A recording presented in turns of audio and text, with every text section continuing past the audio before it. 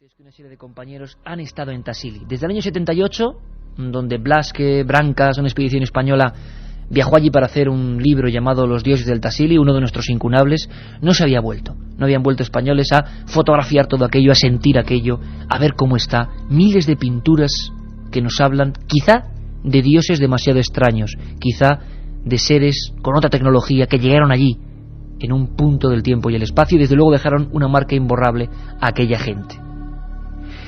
Hay un hombre cuyo apellido va a sonar, se llama Iván Benítez. Es el hijo de Juan José Benítez. Está haciendo una labor magnífica. Él hace las fotografías de esa serie, Planeta Encantado, que seguís en la 1, y de esos libros que hoy sorteamos entre todos los amigos que nos estéis escribiendo. Y encima Iván Benítez, en un nuevo puesto periodístico, está dando cancha al tema OVNI, está apostando por él, y nosotros directamente lo hemos fichado. Otro corresponsal en la zona de Castilla-La Mancha, ni más ni menos que don Iván Benítez. Iván Benítez, buenas noches, amigo. Sí, buenas noches, Iker, ¿cómo estás? Pues perfectamente, y encantado de tenerte con nosotros, que debutes aquí en nuestra pequeña, digamos, tertulia de misterio, pequeño encuentro con lo desconocido que tenemos cada madrugada del domingo y del viernes en la SER. Y espero que no sea la última vez, porque sé que estás dando mucha caña, como tenía que ser, sacando documentos e historias en el pueblo de Albacete, ¿no? Este es tu periódico. Sí, esto no ha hecho más que empezar. Nada, llevamos poco tiempo en Albacete, pero espero, no sé, sacar muchas cosas, ir poco a poco, y bueno, pues tenemos una ventaja. La base militar de Los Llanos la tenemos muy próxima y ahí se cuecen muchas habas. Iván, tú, codo con Juanjo, te has embarcado en la historia de Planeta Encantado. El propio Juanjo nos ha contado muchos de los secretos a los que, bueno, es poner la lupa, ¿no? Intentar que la gente comprenda algunas cosas. Pero a mí como fotógrafo, como gran fotógrafo que eres y que te has metido en 1000 batallas, te has encontrado ahora con el misterio. Por ejemplo, un fotógrafo cuando llega a un lugar bastante prohibido, bastante de difícil acceso, bastante difícil para el común de los mortales, como es Tassili, en el corazón del desierto argelino, un fotógrafo cuando mira por esa lente, ¿qué siente? ¿Percibes algo especial? ¿Cómo es ese lugar, Iván? Es un lugar tengo un gran recuerdo del Tassili, ¿no? Hasta el punto de que voy a intentar volver 100 veces más, si vivo. Es un lugar misterioso, hay mucha energía.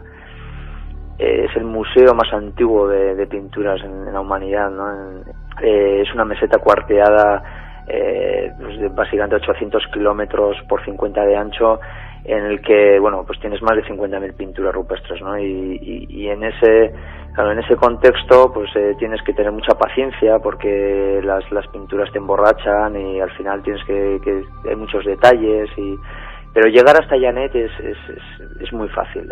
Tú llegas a Argel desde Madrid, 1 hora de vuelo, y luego hay vuelos a la semana Argel-Llanet, y luego, bueno, pues allí te ponen los medios necesarios para poder entrar allá. Lo único que necesitas es paciencia, que te gusta el desierto es extremo, es duro, pero bueno, es muy accesible, ¿no? Nosotros coincidimos allí en la meseta, mi padre y yo pudimos subir 2 veces, en un intervalo de menos de 6 meses, y bueno, pues allí nos hemos encontrado personas mayores, es decir, la voluntad al final de cada uno es la que decide.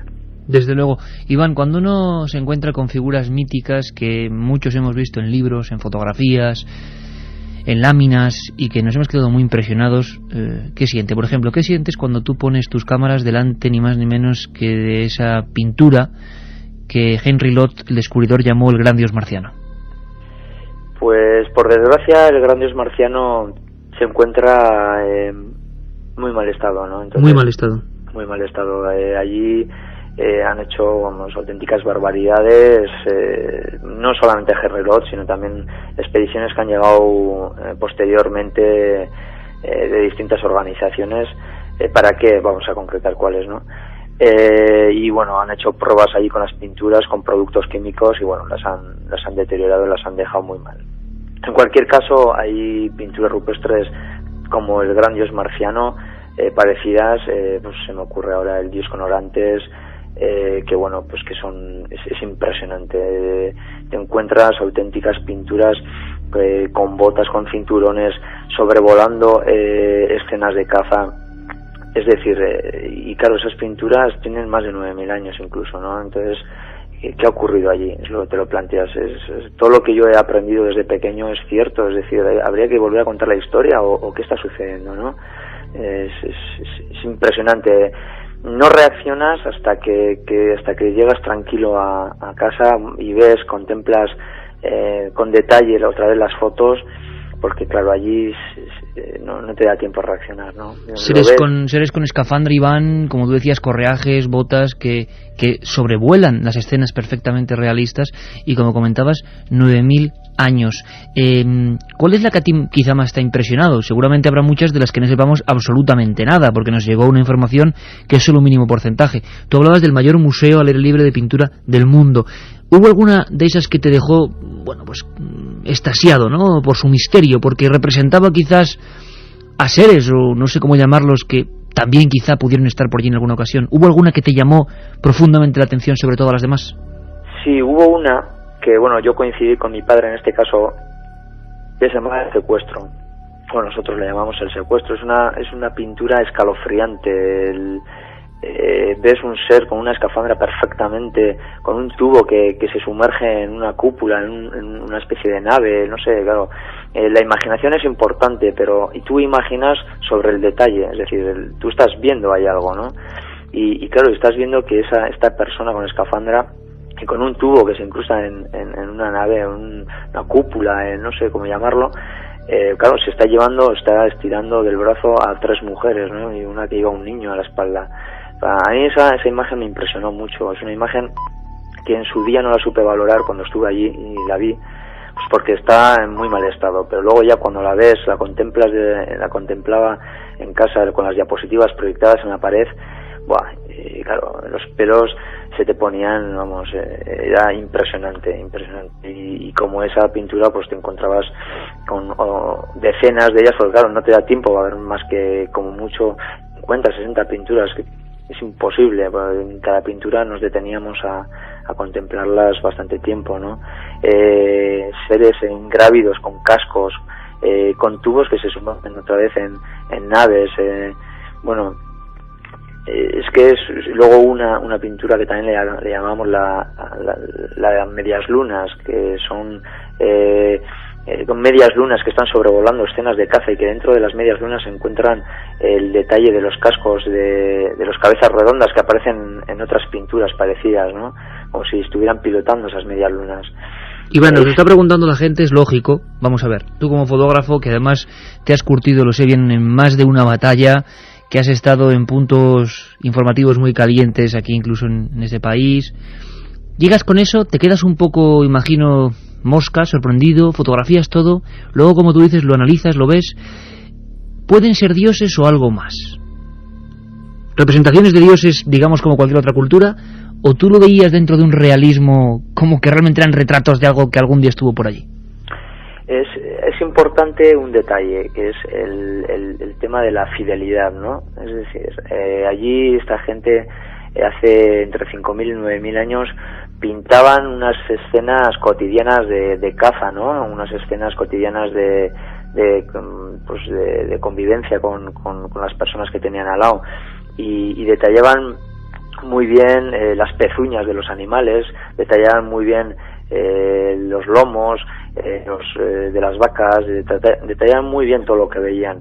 Y junto a estas escenas de convivencia y de caza aparecen estos seres que se llaman cabezas redondas, porque efectivamente si una persona tiene en la cabeza un astronauta, lo único que tiene que hacer es trasladar esa imagen del astronauta a esta escena de convivencia y de caza.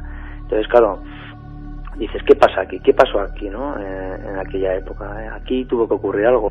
Yo me atrevo a decir que allí pasó algo extraño, que aparecían unos seres con escafandras, con botas, con cinturones muy perfectamente detallados. No hay que imaginar nada, aquí se ve perfectamente.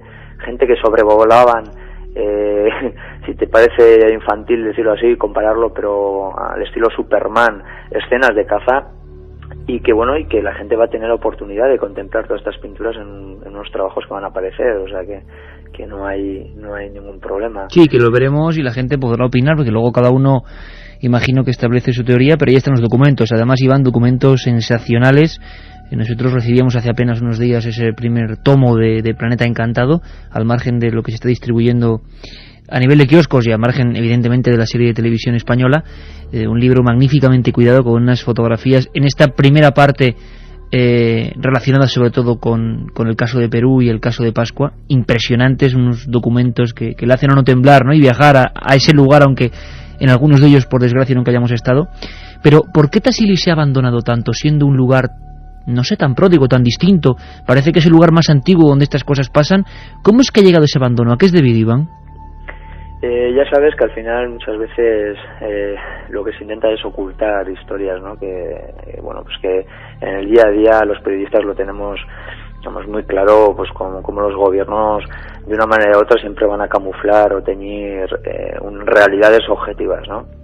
Por eso la propaganda es muy escasa del Tassili, y por eso Tassili se está deteriorando tanto. Es decir, están haciendo allí una serie de pruebas muy sospechosas con las pinturas que al final las están llevando, pues, al desastre total, ¿no? ¿Pruebas con las pinturas? ¿Copiándolas o intentando añadirles alguna sustancia o de qué tipo? No, utilizan productos, han utilizado productos, pues ensayando con productos químicos para ver si pueden eliminar las pinturas rupestres y de esa manera pues aplicarlos pues a nuestra cotidianidad, es decir, a nuestro ambiente, pues bien con grafitis o bien con lo que sea, ¿no? Son auténticas barbaridades que se están haciendo en uno de los lugares más hermosos del planeta, y que yo recomiendo que todo el mundo que tenga una cierta sensibilidad por saber cosas, que se acerque a este portaaviones de piedra. Iván, pues que encantado de esta primera intervención en Milenio 3, que esperamos viajar contigo a algunos puntos donde tus cámaras y tus lentes han estado y han dejado constancia de todas esas maravillas. Y sobre todo, compañero, que te deseamos muchísima suerte en esa andadura en el pueblo de Albacete. Todos los amigos de Albacete muy atentos, porque en ese diario va a haber información jugosa, y que si quieres, Iván, comentaremos aquí, porque estamos seguros que cuando un periódico da el salto e informa de algunos temas, casi por casualidad, aunque no haya casualidad, pues empiezan a surgir nuevos casos, estamos convencidos. Un abrazo muy fuerte, Iván. Muchísimas gracias y buenas noches.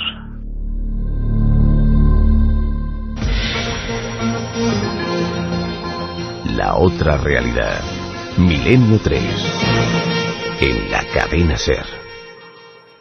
1937. 200 personas mueren trágicamente en el santuario de la Virgen de la Cabeza. 1971. Aparece el fenómeno de las caras de Belmez. 2003. ¿Qué relación existe entre estos dos episodios? Descúbralo en Tumbas sin nombre. Un apasionante libro de Iker Jiménez y Luis Mariano Fernández. Una tragedia, un misterio, una investigación. Editado por Editorial Edad. La otra realidad. Fenómenos extraños. Misterios sin resolver. Milenio 3. En la SER.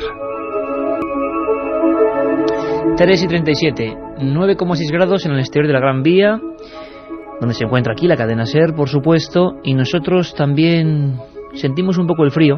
La música es la idónea, porque ha habido noticias sorprendentes. Pero antes, Carmen, rápidamente, está escribiendo un montón de gente, ¿no? Pues sí, a ese 7640 nos están llegando un montón de comentarios. Ya sabéis, palabra clave, milenio, espacio y lo que vosotros queráis. Apuntaba un amigo: no olvidéis a don Luis Frontela, otro de los mejores forenses que hay en España.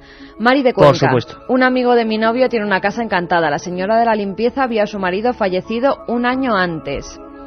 Pedro de Cartagena nos dice: en ruta, hola, hoy os saludo desde Milán. Pues un saludo para ti también, Pedro. Qué maravilla. Conozco a alguien que, según él, vio una bola naranja con un humanoide pequeño dentro de la costa una noche. Está muy alterado. ¿Conocéis casos así?, nos pregunta Jorge. Humanoide dentro de una esfera al lado de la costa. Bueno, el caso de los policías de Gerona, por ejemplo, el caso de Galdar en Gran Canaria. Por favor, compañero del volante, envíanos más información, nos pondremos en contacto, o envíanos tú más datos, porque dentro de poco un nuevo caso de humanoides.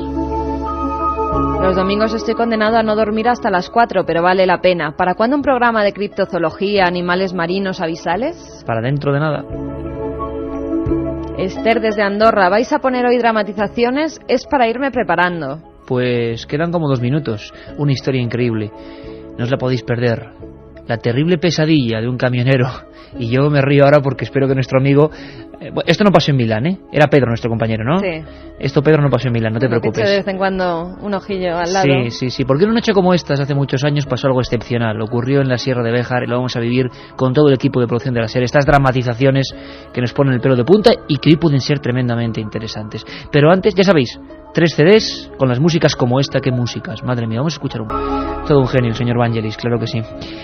Aparte de estas músicas, 3 libros de Planeta Encantado, JJ Benítez e Iván Benítez, juntos en busca de los misterios del mundo. Y para Misterios del Mundo, Carmen, la noticia que está todo el mundo, bueno, absolutamente revolucionado. ¿Qué ha pasado? ¿Qué ha pasado? Yo pido prudencia, pero ¿qué ha pasado? Pues al parecer se ha aparecido un fantasma en el castillo de Enrique VIII. Las cámaras del circuito cerrado de televisión del Palacio Hampton Court han recogido unas extrañas imágenes en las que se pueden apreciar puertas que se abren solas y una figura de mujer con ropas de época que se dispone a cerrarlas. Según la leyenda, en este castillo que se encuentra al suroeste de Londres, se aparece el espíritu de Catalina Howard, la quinta esposa del rey Enrique VIII, el cual ordenó ejecutarla tras enterarse de que había mantenido relaciones amorosas con otros hombres antes de casarse con él.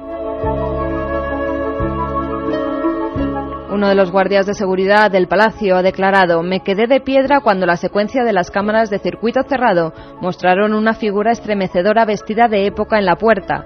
Era algo fantasmagórico, pues la cara no parecía humana.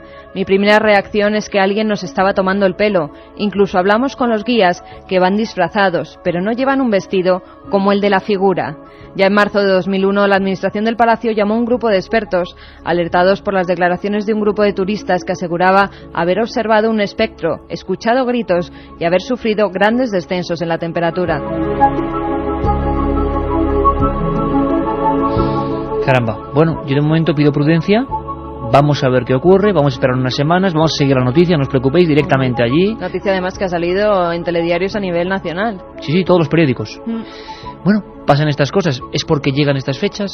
¿Puede ser un truco turístico? ¿O realmente las cámaras han captado algo? Un día contaremos cómo en Madrid, en algunos puntos, o por ejemplo en el Escorial, se captó la imagen de alguien que parecía que iba en una armadura, alguien también fantasmagórico.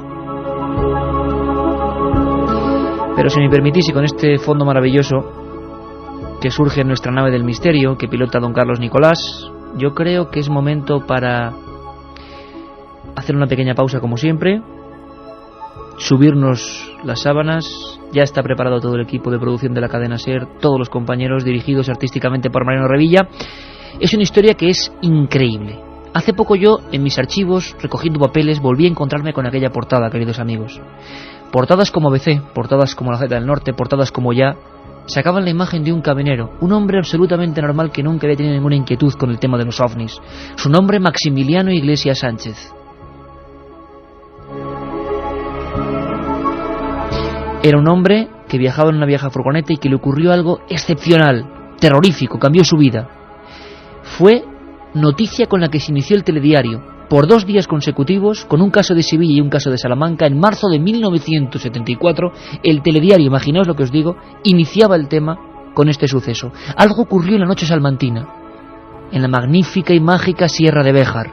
Alguien se encontró con unos extraños seres, alguien pasó la peor noche de sus vidas, y el equipo de la SER, con Primitivo Rojas, con Paco Barrero, con Rosa María Belda, todos han recreado esta historia, con todos los detalles, para vivirla. Estamos haciendo teatro en el aire. Queremos que viváis los casos desde dentro. ¿Estáis preparados? Noche de miedo en la Sierra de Béjar, marzo de 1974.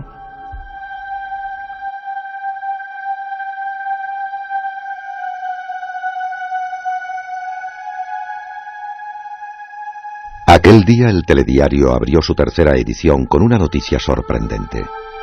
Un viajante de comercio de Sevilla había sido perseguido por un misterioso artefacto. 2 destacamentos militares de la base de Morón de la Frontera se han desplazado hasta la carretera de Castillo de las Guardas para analizar las huellas calcinadas por el objeto volante no identificado. En la zona todo es confusión y temor. En el único bar de Lagunilla, un pequeño pueblo de la provincia de Salamanca, se había formado un considerable revuelo. Yo os digo que ayer se vieron 2 luces como esas cerca del Paso de los Lobos. Las vi con mis propios ojos. Yo te creo. Mi difunto padre vio uno de esos cerca de Béjar, en pleno día. Si hasta Atanasio, el médico, debió encontrarse con un demonio de esos hace un par de semanas. Está claro, patrona, pero ¿de dónde vendrán? ¿Qué querrán de nosotros?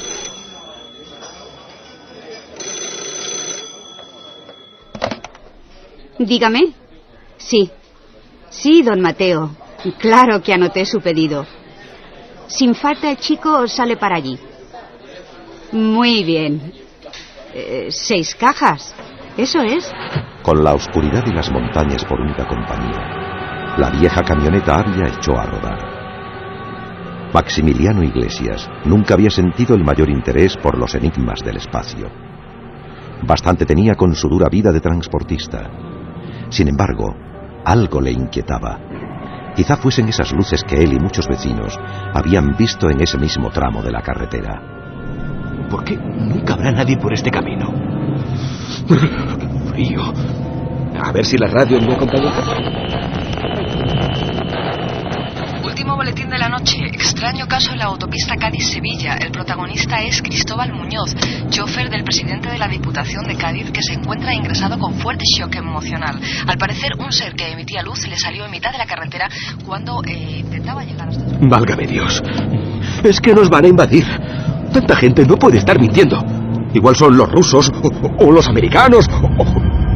¿Qué es aquello? Como en un mal presagio, tal y como había sucedido en la noche anterior, 2 luces muy potentes aparecieron de frente, muy cerca del asfalto, como si le esperasen desde hacía tiempo. ¡Eh, tú! ¿Estás loco o qué? ¡Quita las largas! ¡Aparta, hombre! ¿Qué le pasa a esto ahora? Era inútil. Todo el sistema eléctrico se había venido abajo por la influencia de algún tipo de energía. ¡Vamos, arranca de una vez! ¡No te pares! Aquí no, por favor.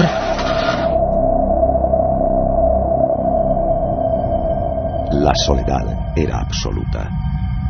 A un lado los barrancos y precipicios, y al otro, esperando al final del camino, aquellos objetos posados en mitad de la carretera. De pronto, todo su brillo se apagó como tragado por la noche, y algo comenzó a moverse. ¡Santo cielo! ¿Quiénes sois? ¿Quiénes sois? No obtuvo respuesta, pero eran 3. 3 hombres muy altos. Demasiado para tratarse de seres humanos. Se habían girado al percibir la presencia de la camioneta, y uno de ellos le estaba señalando y había comenzado a subir la cuesta. ¡Socorro! ¡Socorro, ayúdame! ¡Socorro, no hay alguien ahí! ¡Que alguien me ayude, por favor! ¡Por favor, que alguien me ayude! Corrió hasta que no le quedó aire en los pulmones. Cuando miraba atrás, veía cada vez más cerca la silueta de aquellos gigantes. Caminaban a grandes zancadas y al mismo tiempo unas voces desagradables y metálicas sonaban por toda la sierra. ¡Regresa! ¡Regresa! Sabiendo que no había escapatoria, decidió tirarse de cabeza en una zanja cubierta de lodo. Allí, asomando justo la cabeza para respirar, vio avanzar a uno de aquellos espectros que iba rastreando entre los matorrales, como buscando a su presa. Entonces comprobó cómo iban enfundados en un traje de una sola pieza, del que solo asomaba un rostro blanco y envejecido, con ojos tan inexpresivos que parecían los de un muerto. Somos nosotros. Es la hora del regreso.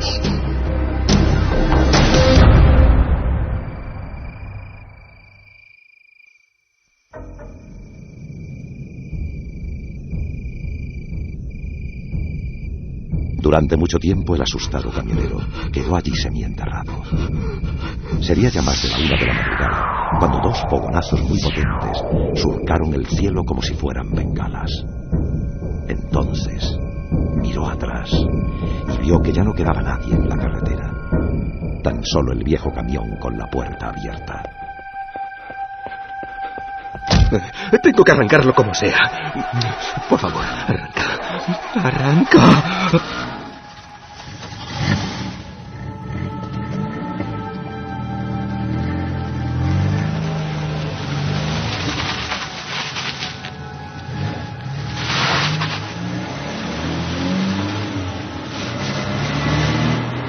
A la mañana siguiente, miembros de la Guardia Civil inspeccionaban la zona.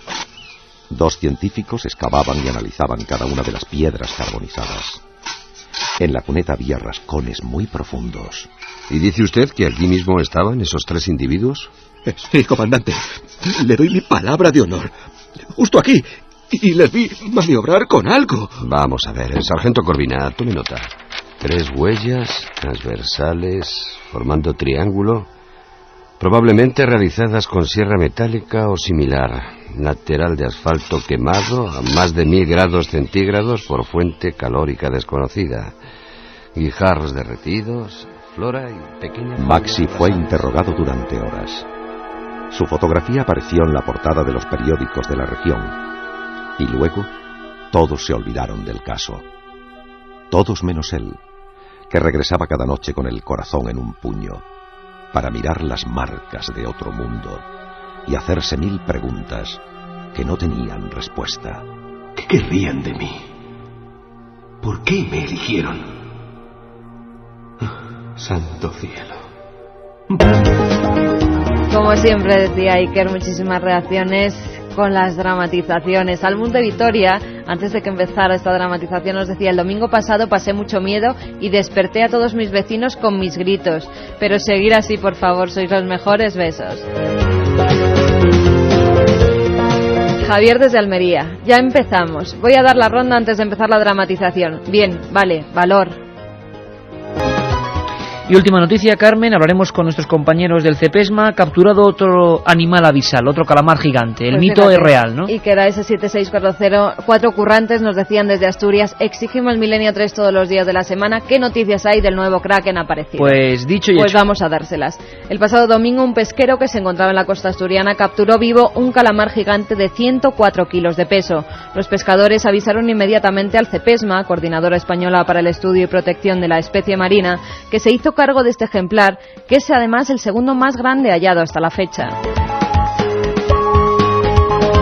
Tras ser examinado, los expertos aseguraron que se trataba de una hembra perteneciente a la especie Taningia danae, que suele ser 5 veces más grande que los machos de su especie. Estos animales, cuyo hábitat natural se encuentra entre 3.000 y 4.000 metros de profundidad, tienen 3 corazones, un cerebro muy desarrollado y una visión 100 veces más potente que la del ser humano. Realmente impresionante, realmente curioso el asunto del calamar gigante, que siempre nos está esquivando, que nunca se deja filmar. Madre mía, recuerda ese viaje, ¿verdad? Cuánto mareo. En busca del calamar gigante. Emitimos desde el barco buscando el calamar gigante. Cuánto mareo, madre mía, cuánto mareo. Acabamos dando con el micro de láser encima del calamar. Sí, este micro amarillo golpeó un kraken. Se puede decir que es el único micrófono que ha acabado golpeando un kraken, cosa que no está nada mal. Bueno, pues estamos ya en la recta final. Surge esta música que también sorteamos hoy entre esas llamadas, esa música increíble que se llama, siempre lo preguntáis, siempre lo digo, Millennium, no podía más de otra forma. El señor, otro maestro, Hans Zimmer.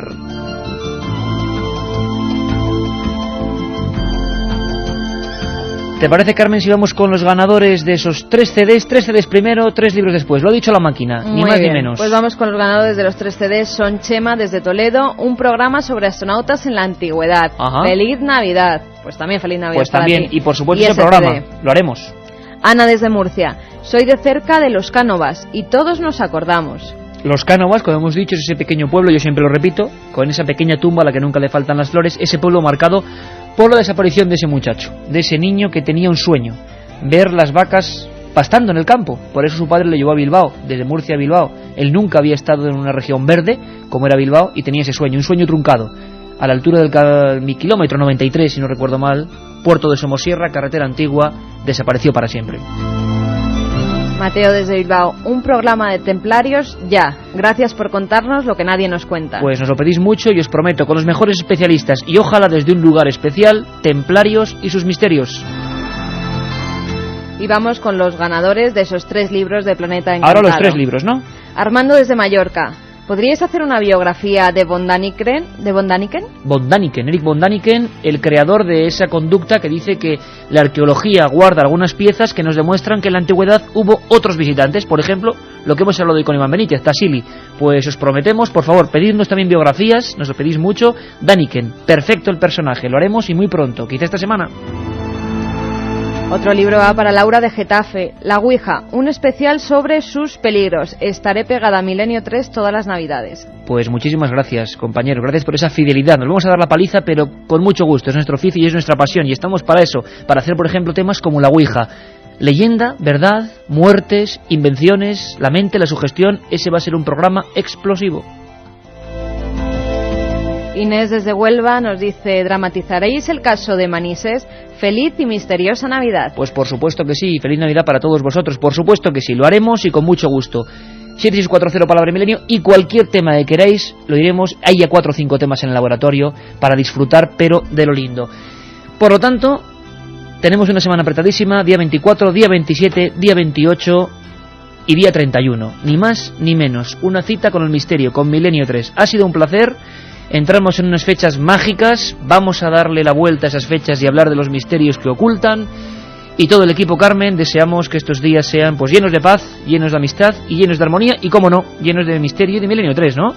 Pues sí, feliz Navidad a todos, aunque os volveremos a felicitar el miércoles, que estaremos con vosotros otra vez con esos misterios bíblicos. Espero que paséis buena noche y que durmáis. Carlos, Nicolás, maestro, feliz Navidad, compañero.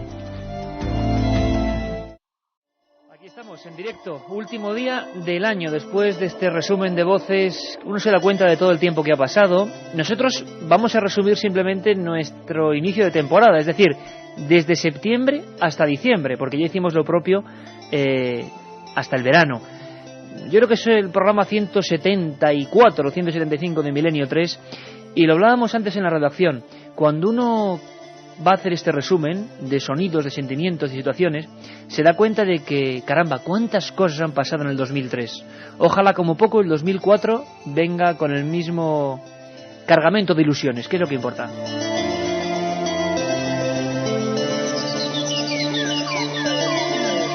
Aquí estamos todos, puntuales al pie del cañón, como hemos estado en todas estas fiestas. Katia Rocha, Carlos Barroso, Carmen Porter, buenas tardes. Hola Iker, muy buenas tardes. Aquí estamos con ese especial de Navidad, con el resumen del año. Y como no, como ha dicho Carlos, dando las gracias a todos esos oyentes que por los SMS, por los mails y por las cartas que nos mandan, pues notamos muy dentro su cariño.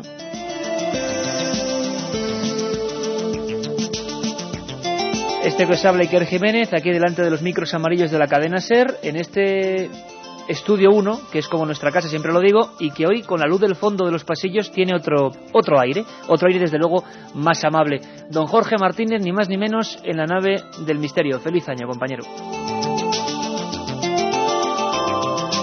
Y por supuesto, hoy no podía ser menos, también ese regalo especial para celebrar mejor que nunca el 2004, vías abiertas, Carmen, y coméntanos esa pequeña joya en CD por la que todo el mundo se pelea y que, repetimos, no podemos ni vender, ni alquilar, ni traspasar, solamente sortear como un regalo, como una deferencia, gracias a nuestros compañeros José García Bautista, Rafa Cabello, al permiso de la SER.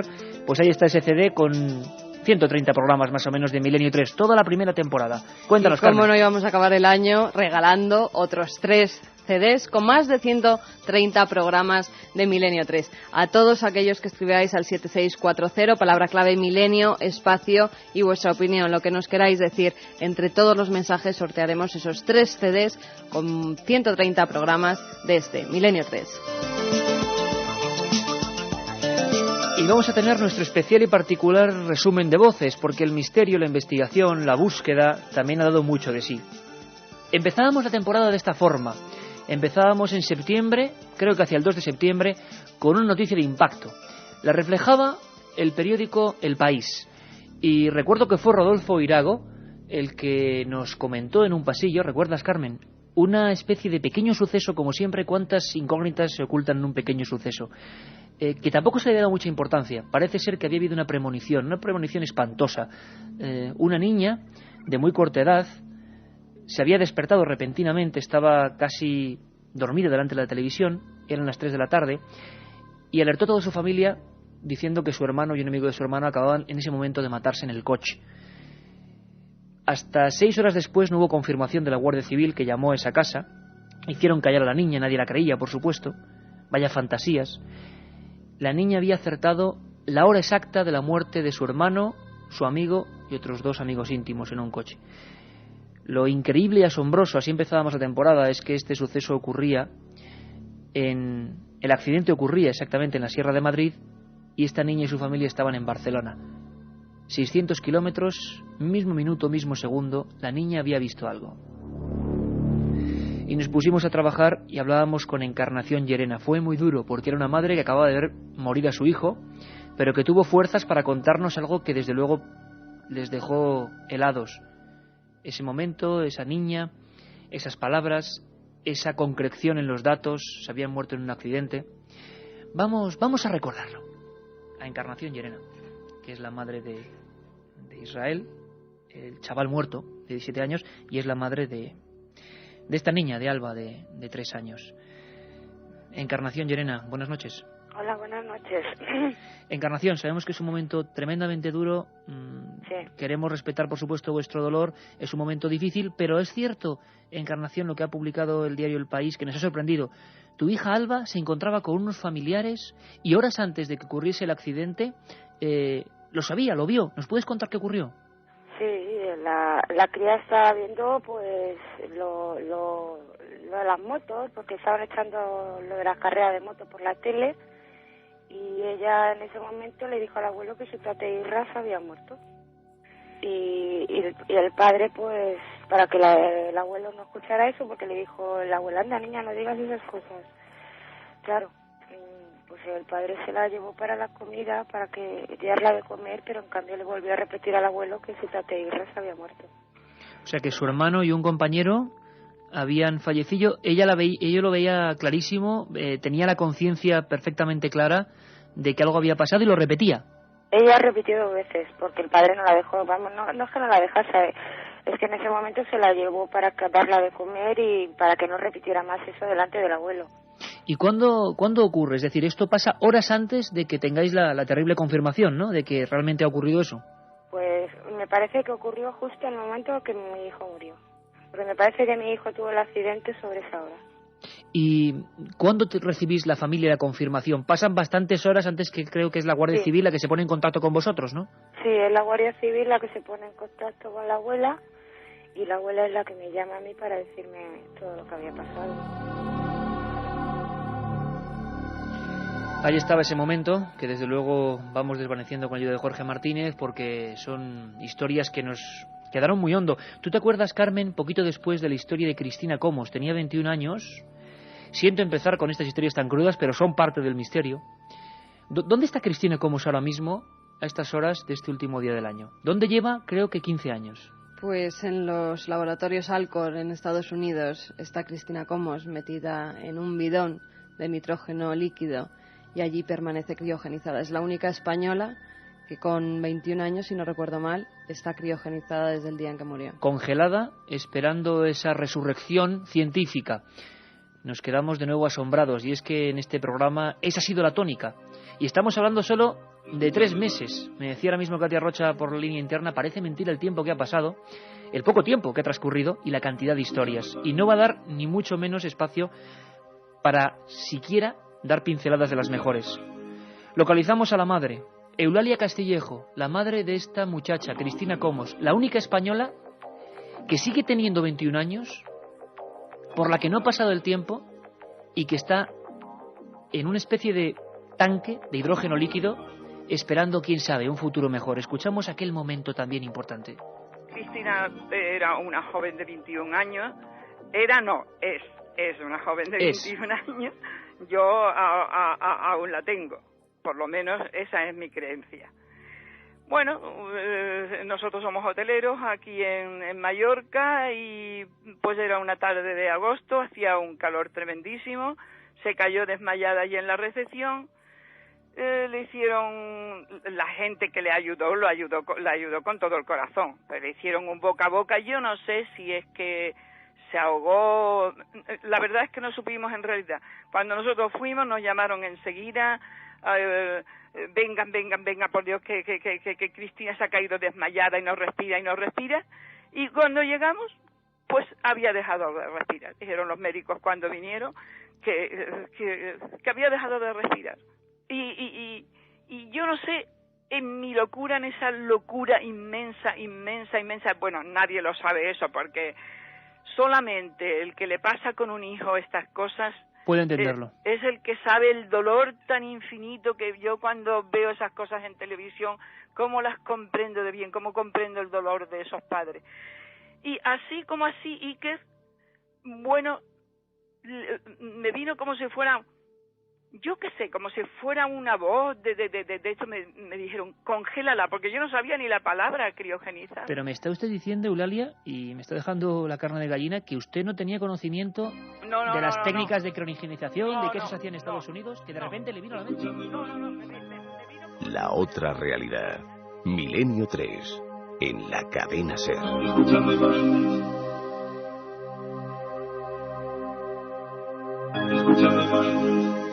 Pues no, Eulalia Castillejo tuvo una especie de intuición, de esas cosas que no se pueden medir en laboratorio, ¿verdad? Porque hay personas que piensan que todo lo que ocurre en la realidad se puede medir en un laboratorio, y yo creo que no. Que hay infinitas cosas que no caben en una probeta. Hay cosas demasiado grandes, como la intuición, como la corazonada, como los sentimientos. Y esos por lo menos se pueden transmitir, que es importante. Nos dejó helados, y no es un juego macabro ni una broma, la declaración de Eulalia Castillejo. 7640, esos 3 CDs con 130 programas de Milenio 3 en formato Real Media, y queremos que nos, digáis un deseo vuestro, a nivel, por ejemplo, del misterio de estos temas. ¿Cuál es el asunto que queréis que tratemos a más no tardar en el 2004? ¿Qué ha sido lo mejor? Y sobre todo, que me interesa mucho, ¿qué ha sido lo peor, aparte de este que os habla, de este programa? ¿Qué ha sido lo peor? Queremos crítica. 7640. Y hubo momentos importantes, auténticos, momentos en los que, Carmen, los corresponsales estaban allí, ¿verdad? Estaban allí y lo estaban además pasando bastante mal. Es el caso de José Manuel García Bautista, nuestro corresponsal en Sevilla, que estaba en un restaurante en el Viandas. Además, a través del SMS nos lo hacen saber que ha habido gente que dice que lo mejor del año ha sido el restaurante Viandas, nos dice Juan Antonio de Sevilla. Y como pasaban tantas cosas y en directo, incluso los técnicos que estaban diciendo, están entrando sonidos muy extraños, pasa algo raro. Pues todo el equipo de Milenio 3 cogió las maletas y se fue hasta el restaurante Viandas en Sevilla para hacer el programa desde allí y ver qué pasaba. Ahora un pequeño bloque en el que vais a vivir lo que ha sido también otra de las caras de este programa. No hablamos de oídas, estábamos allí. Los corresponsales estaban allí, y esto es un pequeño homenaje también a toda esa gente. Estaban allí y en ocasiones muy puntuales incluso llegaron a poner el micrófono delante del mismísimo misterio.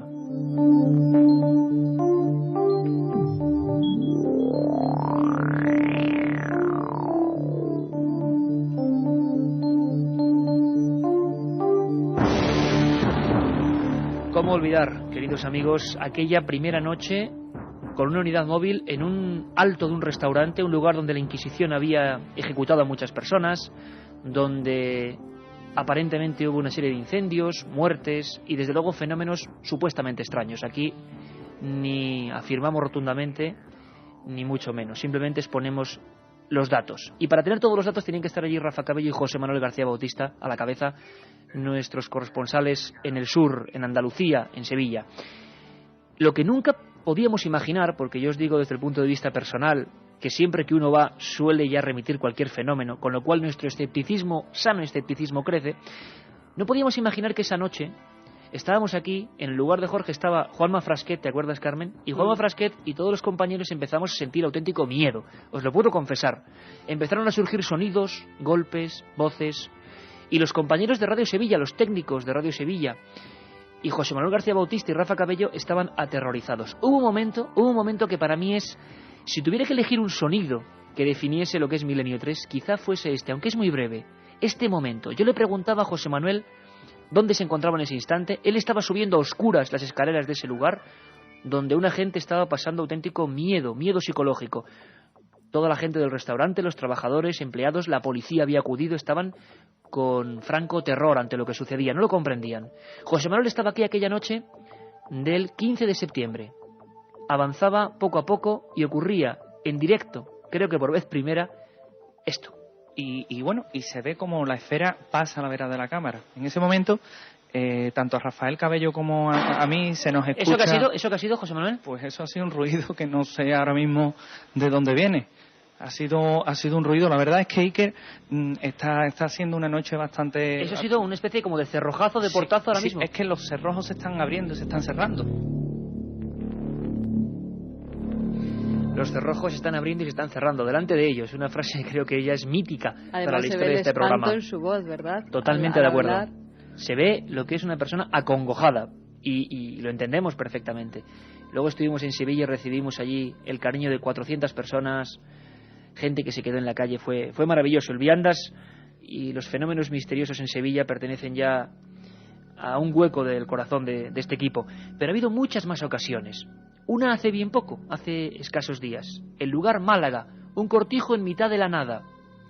Habían ocurrido fenómenos extraños. De nuevo, parece que es algo indivisible del misterio, crímenes, hechos luctuosos, una cortijada en pleno invierno a las 4 de la mañana.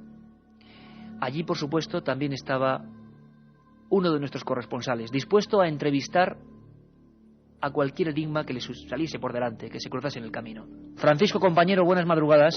Buenas noches, Iker, buenas noches, Carmen, y buenas noches a todos los oyentes de Milenio 3. En un altozano, a casi alrededor de 10 kilómetros de Málaga capital, muy cerquita de Campanillas, con unos 2-3 grados de temperatura, y delante de un edificio, eso sí, lóbrego, lento y oscuro, que nos está haciendo estremecer tanto a Francisco Vázquez como a mí, no solamente el frío, sino quizás la sensación del ambiente de enigmático, insólito que alberga entre sus muros.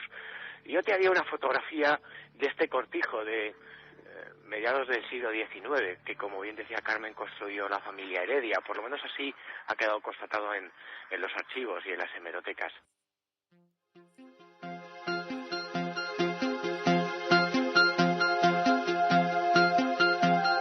Milenio 3. Periodismo de lo desconocido. En la SER. Ahí estaba Francisco Contreras, otro de nuestros más activos compañeros. Lo más increíble, Carmen, es que a las 4 de la madrugada, en pleno diciembre, con 2 grados, una hilera de coches en peregrinación salían de Málaga y otros puntos para ver a nuestro corresponsal. La gente salía de sus casas dispuesta a estar con él. Nos parecía increíble, ¿no? Nos pasó también en Belchite, si te acuerdas. Estábamos allí, incluso llamamos a uno de los oyentes que se habían acercado hasta Belchite y que nos había dejado su mensaje en ese 7640. Le llamamos y conectamos con él en directo. Y aquí con Francisco pasó lo mismo. Por ahí hay que decir que uno de los grandes inventos, y ahí vuelvo a decir que tuvo la genial idea, en la que yo no creía en un principio, nuestro jefe Mariano Revilla, la de poner este 7640 y los SMS. Miles y miles de llamadas cada mes, algo increíble que nos ha sobrepasado, pero no por el cómputo de las comunicaciones en sí, sino por cada una de ellas, por la información, por saber de manera interactiva lo que estabais pensando. Y ha llegado momentos, ha habido ocasiones en las que es que vosotros mismos habéis sido los corresponsales, la punta de lanza de este programa que solo quiere saber más. Belchite, un pueblo derruido de la guerra civil. Todavía están las escuelas, todavía están las casas, algunas mesas. Un monumento a lo que nunca tuvo que ocurrir en este país. Allí se hablaban de voces extrañas. Varios equipos de investigadores, Carlos Bogdanich o el ingeniero informático Pedro Amorós, habían grabado con modernas tecnologías voces. Algunas de estas que dan bastante miedo, a estas horas quizá no tanto, se identificaban como la voz de Franco. Vamos a recordar aquella voz grabada en Belchite que decía concretamente, 3 veces repetida, rendíos, rendíos. La escuchamos.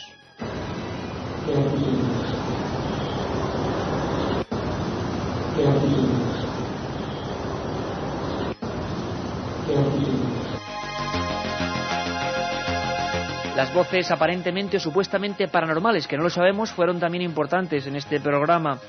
Pero tanto más que ellas fue la ilusión de la gente. Belchite, a varios grados bajo cero, en una especie de pueblo alejado de todo y de todos. Allí también había gente de Milenio 3, pero no eran corresponsales, eran vecinos, eran oyentes, eran gente que quería informarnos desde dentro. Recordamos la historia maravillosa con uno de tantos miles de oyentes que llevan en sí ese reportero que todos queremos, Fernando Toa.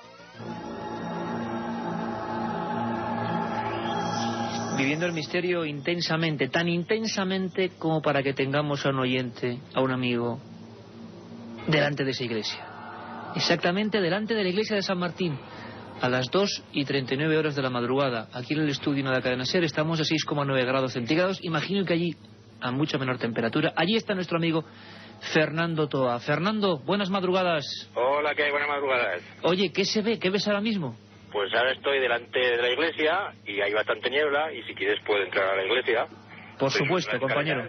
Ahora estoy en el centro de la iglesia y no tiene techo y está, pues la luna la tapa la niebla, o sea que está bastante oscuro todo. Estaba bastante oscuro todo, y no oscuro, sino luminosa esta Katia Rocha, que la veo casi con los ojos un poco brillantes, sí, emocionada, el fin de año, que nos pone a todos un poco sensibles. Yo que soy bastante sensible, y es que, de verdad, puede que quien esté escuchando pensará que qué tonta, ¿no? Pero es que es impresionante la cantidad de mensajes que estamos recibiendo, y como todos son tan cariñosos y todos son, pues, feliz años, deseo lo mejor y demás. Bueno, yo quiero alguna crítica. Pues, hombre, emociona bastante, la verdad. Que luego dicen que... Pero es que es la verdad, Katia, hay que decir una cosa. Cuando leemos los mensajes, y eso os ocurre a las dos, es que es una tromba, para que os hagáis una idea, es una pantalla donde van llegando, una la tiene Katia dentro de la nave del misterio y otra la tiene Carmen aquí a mi lado. Y uno se queda... Yo, por ejemplo, no soy muy consciente, pero sé que vosotras sí, porque son mensaje, trombas de cientos de mensajes seguidos. Es impresionante, sí, en cuanto pides colaboración, pues ahí están los oyentes respondiendo, y sobre todo lo que a mí más me sorprende, porque al haber colaborado en otros programas de esta casa, al estar en otros programas, pues hombre, siempre recibes críticas buenas y críticas malas, es normal, de todo se aprende, ¿no? Y es que en este programa es que no nos llegan críticas malas de los oyentes, que pues, quizás nos están mal acostumbrando, pues, ¿no? Exacto, pues yo pido un favor en este fin de año, porque la autocrítica es fundamental. Criticarnos algo, es decir, ¿qué os parece que se puede mejorar del programa? ¿Qué podemos hacer para todavía intentar hacerlo mejor para todos Pero vosotros? los que estamos nos quedamos, ¿eh? Eso no se puede cambiar. Eso no se puede cambiar. Katia, ¿qué nos está contando la gente Bueno, hoy? pues la mayoría son felicitaciones. Por ejemplo, Trinidad Gandía dice feliz año nuevo y que Milenio 3 no nos abandone por muchos años. Otro nos dice que ojalá estemos como mínimo 100 años más. Esto nos lo dice Nacho de Écija. También hay oyentes que nos piden, por ejemplo, que ahondemos más en temas de psicofonías, psicoimágenes, también en el código de la Biblia. Había otros oyentes que nos lo pedían. Eso para pronto. Para dentro de nada, sí. Bueno, hay otros que nos dicen que están encantados de tener a monstruos como nosotros en sus sueños. Bueno, pues tiene que haber de todo. Eso igual tiene un doble sentido. Sí. Mario de Valladolid dice felicidades por estos últimos programas. Creo que Milenio cada día que pasa es más que un programa, es todo un hito en la radio. También hay otros que nos dicen, como Paco Diviza, que lleva más de 2 meses intentando mandar un mensaje y no lo conseguía, que eso sí que era un misterio, que por fin lo ha conseguido. Bueno, pues para que vea que se lo leemos en antena. Y hay otros que nos dicen que nos escuchan desde, por ejemplo, el programa El Calamar Gigante y que desde entonces no se han desenganchado. Gonzalo de Santiago de Compostela nos dice, brindo por el programa, felicidades y que el nuevo año hagáis tan buenos programas como siempre. También nos desean más misterios para este nuevo año, como Carlos de La Coruña, o otros que nos dicen que gracias por abrir la mente y ayudarnos a disfrutar de lo increíble. Hay otros que incluso dicen, Iker, me fascina tu voz. Y Carmen también tiene muchos fans. Tengo que decir, para ser crítico, que también les fascinó mi inglés, mi dominio del inglés, cuando ha sido una cosa que desgraciadamente no. Cuando hicimos el programa hace poco de los Beatles, poniendo música al revés, claro, yo empecé a decir los títulos de las canciones y fue realmente era paranormal. Mucho mejor que el de Manuel Delgado. Miguel de Cádiz dice, soy anillador de aves y desde que os escucho por las madrugadas no me atrevo a poner las redes. Antes nunca me pasaba. Anillador de aves, qué bonito. Sí, qué bonita profesión. Y para terminar esa tanda de mensajes, pues voy a leer uno, que me vas a regañar, pero bueno, como en el 2004 hay que pedir deseos. Dice, me llamo Miguel, sois de lo mejor de la radio, vuestro programa se merece un premio Ondas.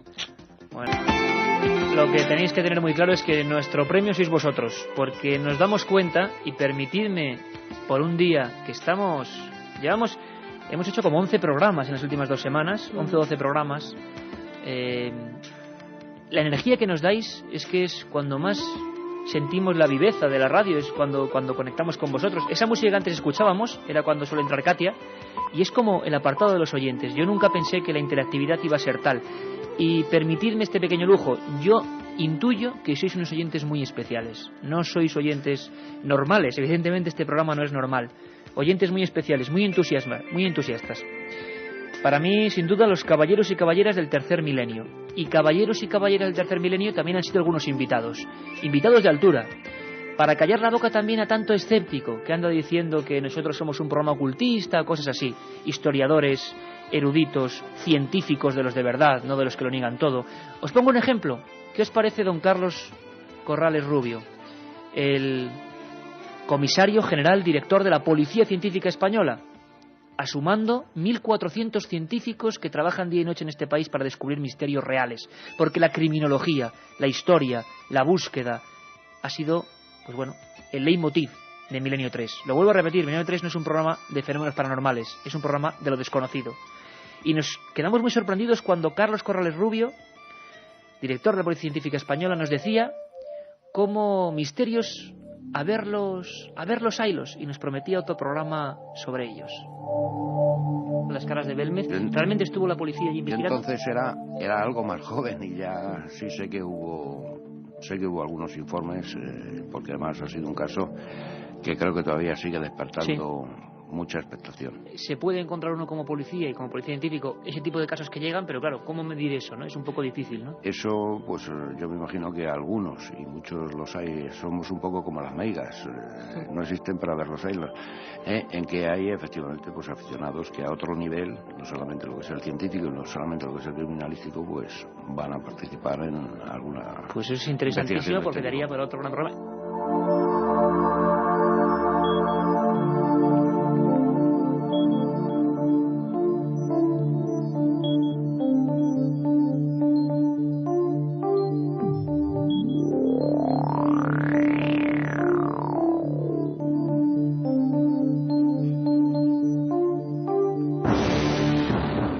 Y vaya que si daba para otro programa. Carlos Corrales Rubio, lleno de carpetas, lleno de papeles, junto con Carlos Verbel, que nos trajeron aquí lo que es el mundo de los CSI españoles, cómo disfrutamos. Y después de los micros, qué cantidad de cosas nos contó. Os prometo que vamos a saber muchos casos, muchos expedientes, muchas historias. Al nivel de este coronel, de este comisario general de la Policía Científica, han estado otros que ya podemos considerar amigos del programa, auténticos colaboradores del programa.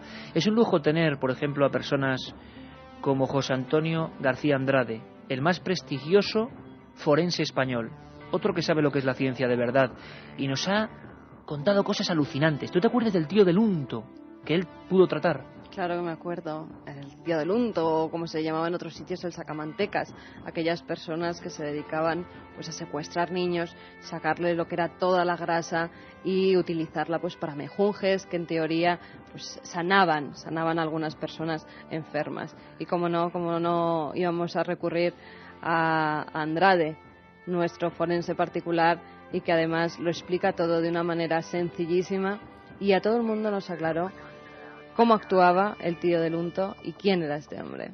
Ha intervenido en muchas ocasiones, pero esta fue espectacular, hablándonos de su experiencia personal. José Antonio García Andrade, profesor de psiquiatría forense de la Complutense, el hombre que más autopsias ha hecho en este país. En todos los grandes casos, él ha estado. Y él tiene siempre un hueco para este programa que intenta ir más allá, Milenio 3. Nos hablaba así del tío del unto. Que se alimentaba de la grasa de los niños. Era un personaje gallego, por eso se llamaba el homo do unto, el hombre de la grasa, que se alimentaba de la grasa de las pobres víctimas suyas. Sí lo he tenido de vampirismo en el sentido de un sujeto de un cociente intelectual muy bajo, muy pobre, que se alimentaba de la sangre de sus víctimas, a las quería, a las que con un cuchillo las rajaba, y entonces se ponía a chupar y a alimentarse de la sangre. Era un personaje muy cruel, muy primitivo, con un cociente intelectual muy pobre, y quizá ese es un personaje que le tengo descrito en uno de mis libros, pero como canibalismo. Milenio 3. Periodismo de lo desconocido. En la SER. Y quisimos ahondar más, por supuesto, en el misterio del canibalismo. Hablamos de exploradores desaparecidos y hablamos muchas veces con otros de esos amigos que han ido incrementando la familia de Milenio 3. Amigos como José Manuel Novoa o Fernando González Siches. Amigos que se juegan la vida para traernos documentales asombrosos, y con ellos vivimos lo que es el canibalismo hoy y los ritos mágicos. Incluso a veces conectamos con ellos con el sonido de los ritos mágicos de fondo, ritos de vudú, ritos de umbanda, ritos donde se bebía sangre humana. Ellos estaban ahí simplemente por la sagrada misión de contarlo, y nos lo transmitían a Milenio 3 de esta forma. Y efectivamente entran en estados alterados de conciencia y, según ellos, son poseídos por los espíritus que invocan. Yo particularmente no creo del todo en el espiritismo, pero sí creo en los efectos que producen estas fuerzas o estos estados alterados de conciencia. Y a ese 7640 pues pedíamos críticas y también nos están mandando, además, instructivas, que es lo que cuenta. Pedro de Ceuta nos dice: lo peor que siempre nos dejáis con la miel en los labios. Bueno. Otro amigo nos dice: cierto, de las críticas se aprende más que de las palmaditas. Lo peor que el programa dura poco. Y otro amigo, Carlos Rabanal, de Cambrils, Tarragona, nos dice: algo a mejorar, un programa diario y la venta de los CDs de todos vuestros programas. De momento, programa diario no, si no queréis que muramos directamente, y los CDs venderlos, pues no podemos. Ahí está el sorteo, 7640, Palabra Milenio, y hoy otros 3 CDs, 130 programas. Los ovnis, Carmen, otro tema fundamental también, que siempre ha aparecido entremezclado con eso, con la historia, con lo policíaco, con la criminología, con las leyendas.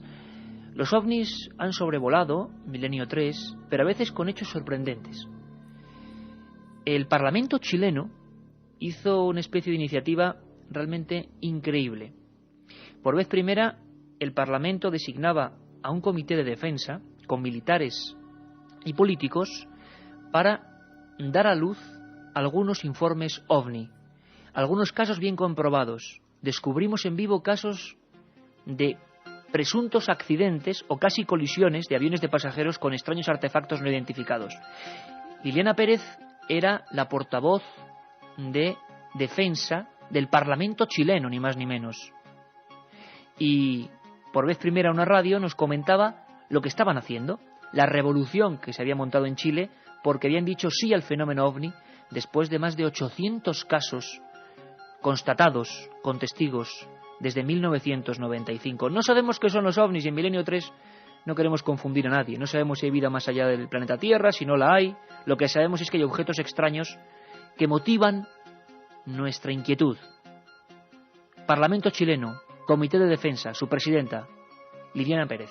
Es lo que más interesa, Iquiel, porque son pilotos de la Fuerza Aérea Chilena que han tenido experiencias bastante cercanas a avistamientos cercanos, en los cuales ellos han podido establecer algún tipo de dimensión, y también hay grabaciones entre la torre de control y pilotos de aviones comerciales, que incluso en la comisión logramos escuchar una, y de pronto hay muchos fenómenos atmosféricos que no se entienden y hay respuestas que la ciencia no alcanza a dar.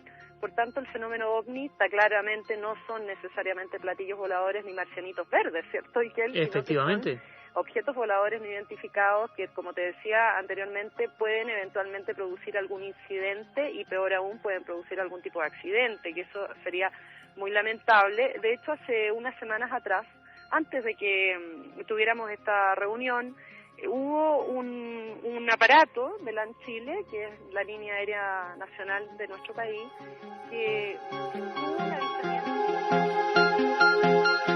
Y ahí empezaba la noche histórica de casos. El caso de LAN Chile 747 a punto de estrellarse con un objeto misterioso, como pasó, por ejemplo, en España en el año 79, y que motivó una interpelación parlamentaria.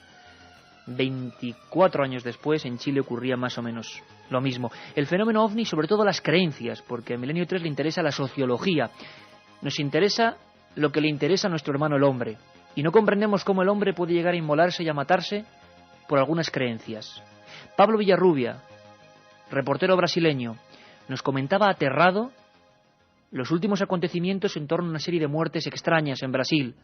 Gente que se había matado y ni reinvestigación suya, de hechos que venían de muy antiguo, gente que con una especie de plásticos amarillos y unas misteriosas máscaras de chumbo, máscaras de plomo, se habían matado en algunos lugares de Brasil.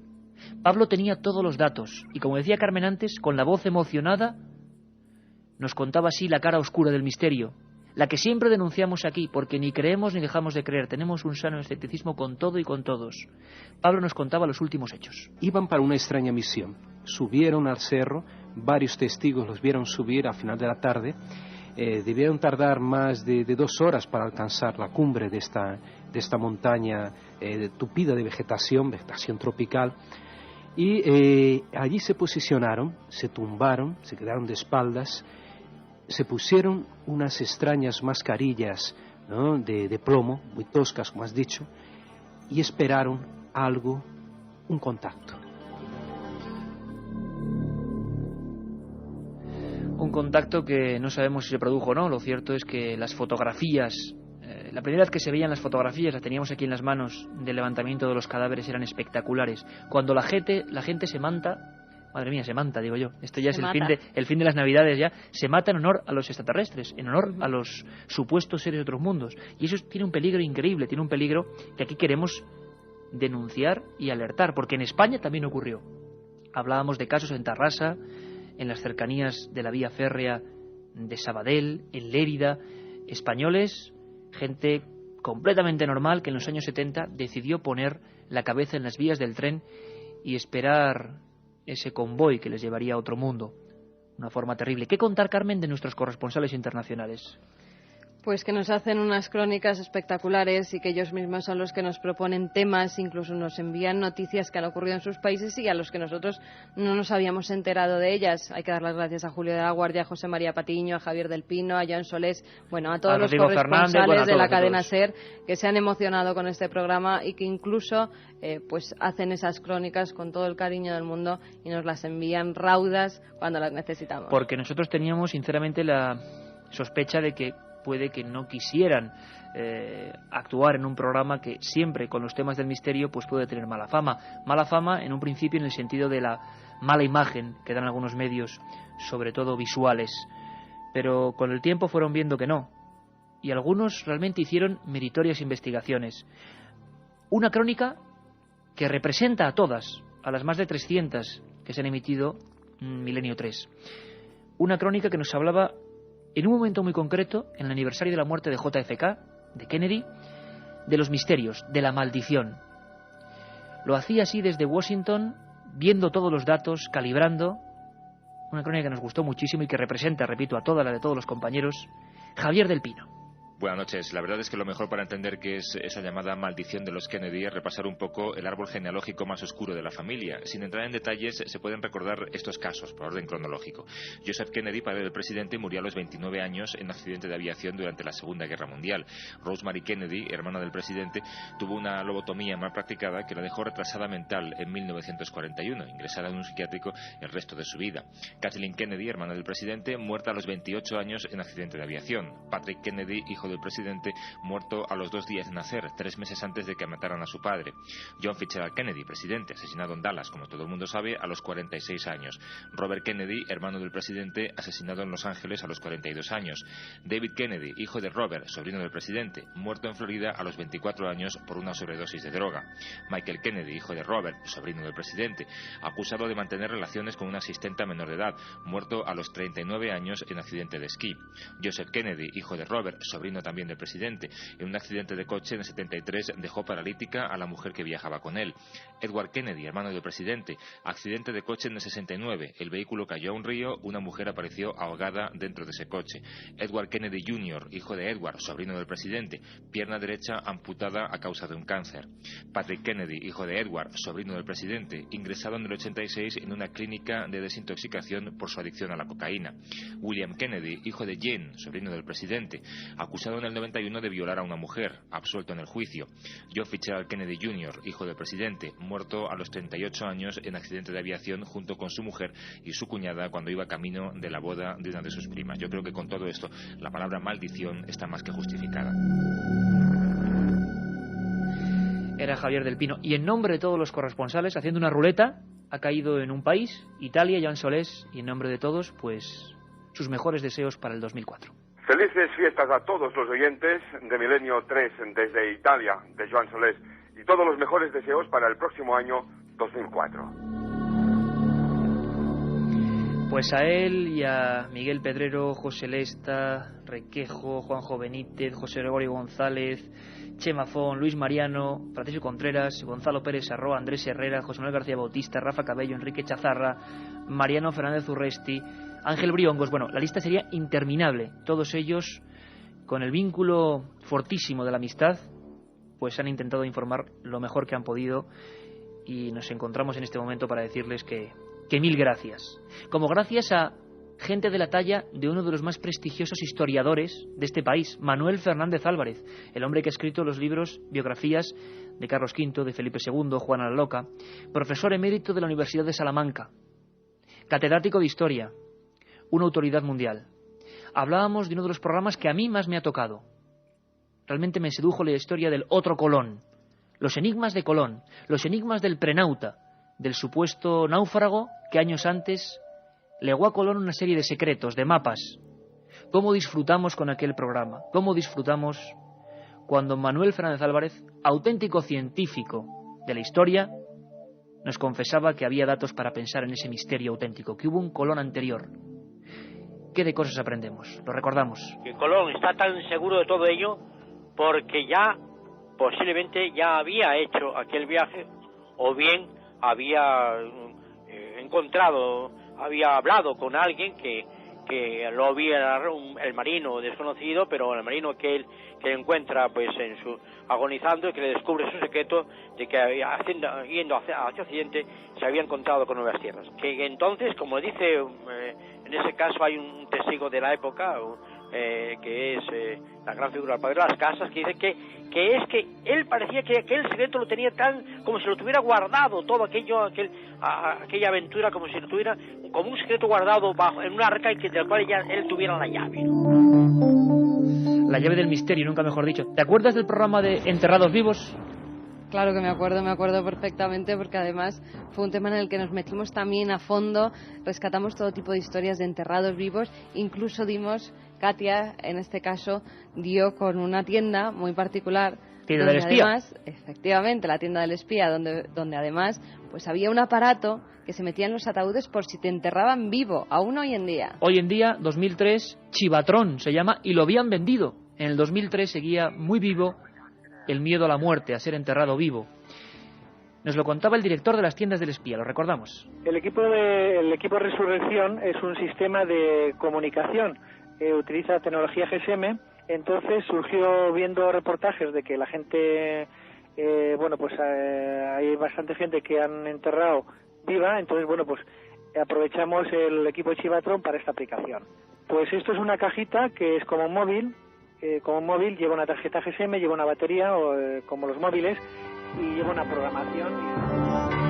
Y ahí estaba, el Chivatron, ni más ni menos. 2003 en España se habían vendido 10 o 12 unidades, increíble. Y también un placer, porque es un pequeño homenaje a todos vosotros y a todos los que han hecho posible este programa distinto. Pues yo le llamo mi maestro y tengo que defenderlo siempre. Aunque muchas veces, también lo digo, no estoy de acuerdo con sus teorías, pero periodísticamente y como persona no he encontrado otro igual. Uno de los lujos de las emisiones de 3 a 4 de los domingos, a la madrugada, de 3 a 4, ni más ni menos. Una de tantas intervenciones, una de tantas crónicas de su planeta encantado. Juanjo Benítez. Sí es, efectivamente, es una etnia que está en el centro prácticamente de África, muy primitiva. Los Dogon están prácticamente, no dirían en la edad del bronce, pero casi, no son totalmente analfabetos, y sin embargo, pues ya en los años 30, 40 le contaron a los antropólogos franceses que aparecieron por allí que ellos conocían sirio, que conocían...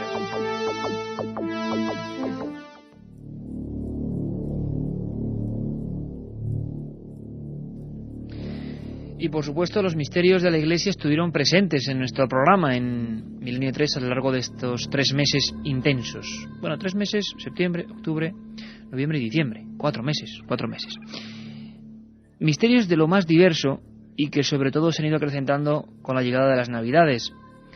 Hemos hecho un montón de especiales en torno a Jesús, a los documentos perdidos sobre la oscura vida que transcurre sobre todo desde la infancia, adolescencia, juventud de Jesús de Nazaret, y también, por qué no decirlo, fascinados con los secretos que se pueden encontrar en el Archivo Vaticano y que solo de vez en cuando suelen ser desempolvados. Un corte, una película, como tantas otras veces, nos servía de introducción a un asunto casi visualizando lo que había ocurrido tantas veces. En esta ocasión eran dos sacerdotes del Archivo Vaticano que discutían en torno a un hallazgo. Escuchamos. ¿Y no hay un solo evangelio con las palabras exactas de Jesús? Somos hombres ciegos en una cueva buscando una vela que estuvo encendida hace 2000 años. ¿Y qué hay en ese texto? Solo me han dado una de cada 3 páginas. ¿Por qué? Siempre dividen los documentos que son confidenciales en 3 partes. 1/3 para los dominicos, 1/3 para los franciscanos y 1/3 para nosotros, los jesuitas. La verdad del documento solo es conocida por unos pocos poderosos. Eso es típico de aquí, ¿no? Vivimos en un mundo muy competitivo, Andrew. La Iglesia no es ninguna excepción. De aquí nunca sale nada, ¿verdad? A no ser, claro, que ellos quieran. El misterio de los archivos del Vaticano. Extensísimas estanterías, documentos, legajos. Carmen, hemos tenido especialistas diversos de la Iglesia que han investigado en esos archivos, tanto el padre Guijarro como el padre Robles, que, bueno, con mucha apertura de miras, valientemente, nos hablaban de los misterios que la institución está investigando últimamente. Milagros, apariciones, algo fascinante, ¿no?, que tú tocaste en uno de tus libros, en Misterios de la Iglesia. ¿Quién pudiera acudir además a esos archivos vaticanos a los que pues, mucha gente, la mayoría, nosotros no tenemos acceso, tan solo unos cuantos sacerdotes, porque es verdad que hay mucho ocultismo, entre comillas, en esos archivos, porque no se deja acceder a la mayoría de los documentos que hay allí, pero personas como el padre Guijarro o como el padre Manuel Robles pues tienen otros puntos de mira, tienen una apertura mental hacia otros temas, hacia que pueden ocurrir cosas extrañas en torno a los fenómenos religiosos, y estuvieron en Milenio 3 para contárnoslo. Los estigmatizados, como decíamos, las apariciones, un asunto que siempre intriga, el demonio. Y tengo que deciros, hablando del demonio, del diablo, de Lucifer, como queréis llamarle, que el próximo Día de Reyes tendremos dramatizaciones especiales, un regalo de este programa para toda la audiencia, y que una de esas será con temas que tienen que ver con el demonio. Nos dimos cuenta de que era uno de los asuntos que más miedo provocaba, sin duda alguna, en la audiencia, pero ese demonio, dogma de fe para la Iglesia, está ahí, y según parece muchas personas habían sido influenciadas por él. Esos documentos, esos viejos casi pergaminos, se guardaban en las estanterías del Archivo Vaticano. Manuel Robles nos decía hace bien poco, en un programa que dedicamos a profecías de los papas, ni más ni menos, papas como San Malaquías, profetas como San Malaquías, que habían hablado de papas que iban a morir, sus símbolos de nacimiento, extraños acertijos, pues nos comentaba que recientemente se había abierto parte del archivo, siempre para especialistas, pero una gran parte seguía oculta. Escuchamos a Manuel Robles, Carmen. En el Archivo Vaticano se conservan, claro, documentos prácticamente desde el siglo IV hasta nuestros días. Y entonces se podría decir, un tren larguísimo que contiene pues muchísimas cosas, extraordinarias cosas. Y claro, yo diría que hasta que no ha llegado este Papa, Juan Pablo II, pues más o menos ha estado un poco... no era fácil franquearlo. Ahora el Archivo Vaticano está abierto hasta el año 1930 aproximadamente, y entonces pues quizá estos años pasados o estos siglos que estaba un poco cerrado, pues contribuye un poco este modo de actuar pues a mitificarlo un poco, ¿no? Pero sobre todo es porque tiene un contenido desde, en fin, lo que es un archivo impresionante, ¿no? Y creo que se puede decir perfectamente que es el archivo histórico más importante del mundo. Lo decía Manuel Robles, que era sacerdote, periodista y había trabajado en el Vaticano y lo conocía bastante bien. Si se exhumaran parte de esos documentos, esos archivadores, saldrían maravillas. ¿Sobre qué tema especialmente te interesaría a ti, Carmen, por ejemplo, encontrar información? Pues a mí sobre todo sobre el tercer secreto de Fátima, el manido tercer secreto. Ajá. Del que al final no hemos conocido, yo creo, toda la verdad. La versión real, ¿no? Se ha hablado mucho. Yo creo que el tema de Fátima fue uno de los programas del verano. Habrá que volver a tocarlo porque se habla mucho de ese tercer secreto, si fue el real, si no fue el real, si se manipuló, si se maquilló. En torno a la Iglesia y esa especie de capa oscura como si fuera una sotana y sus misterios, pues siempre va a quedar la duda. Una duda que aquí hemos intentado simplemente contar.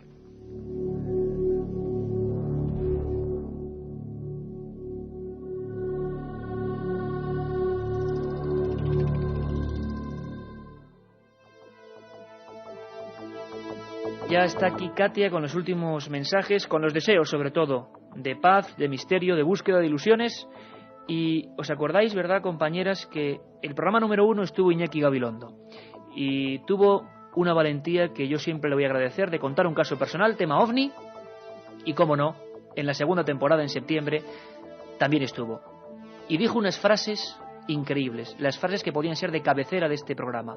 La humildad frente al misterio, porque el misterio existe. Cuando pasa una cosa como esta, se produce un choque entre la racionalidad y la conciencia que tenemos de nuestros límites, ¿no?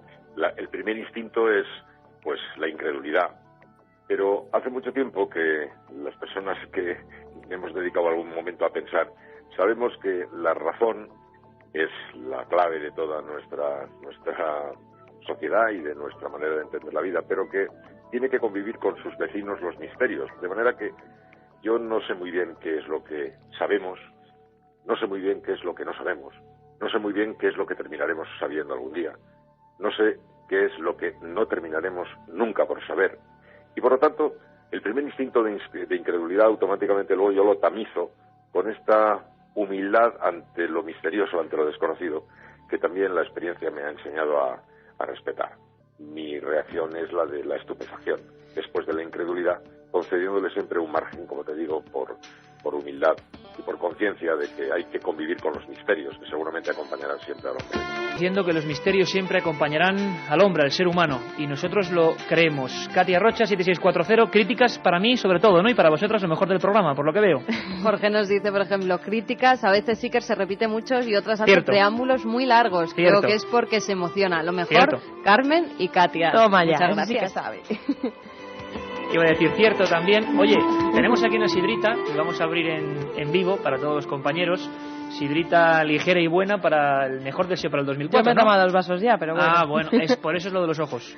Bueno, hay oyentes que nos dicen, como Más Rentero de VA, tenéis el mejor programa de la radio y la SER tiene en sus filas los mejores periodistas del misterio, Carmen e Iker, que os den más horas.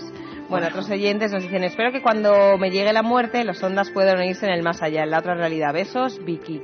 Vosotros no os merecéis un onda, sino que os reciba el rey, Sergio Valladolid. Sí. Bueno, igual para que nos cuente algún misterio, porque por lo que yo sé, el rey y la reina estaban en aquel viaje con Iñaki Gabilondo. Sí, el iban a famoso Japón, viaje del exactamente. OVNI. A China. A China, exactamente. Iker, siempre dices que te gusta mucho Cáceres, pero no te vemos por aquí. Saludos, amigos, Antonio Pino de Cáceres. Es que hay que hacer un programa en Cáceres. Yo Desde lo siento luego. tirar también para mi tierra, pero hay que hacerlo. Tierra misteriosa donde las haya. Tierra misteriosa donde las haya. Bueno, otro oyente nos dice, por ejemplo, la única crítica es que no dure más. Iker, te ha visto en tu página web. Eres muy guapo, Yolanda. Sí. Y también dicen lo contrario, que yo ya lo sé. Gustavo de Granada Hoy estoy dice, de autocrítica, o sea, mal inglés, me enrollo mucho y bueno, Sí. ¿qué le vamos a hacer? quieren programas más largos y no tan cortos. Cuando estás arropado hasta